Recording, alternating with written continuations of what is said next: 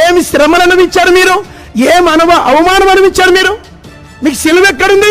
ఒక్క మాట 4 మాటలు అంటారు. తల్లిని ఓర్చారు, భర్తను ఓర్చారు, భార్యను ఓర్చారు, పిల్లల్ని ఓర్చారు, పిల్లలు తల్లిదండ్రులను ఓర్చారు, సేవకుని అసలే ఓర్చారు.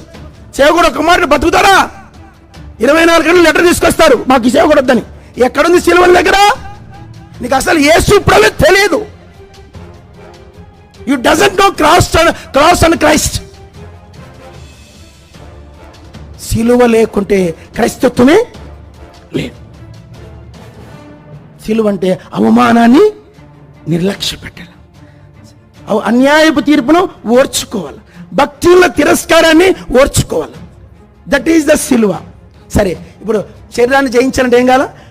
క్రీస్తు యేసు సంబంధులు శరీరమును దాని ఇచ్చలతోనూ దురాశలతోనూ సిలువ వేసి, మొదటి ఏంటి?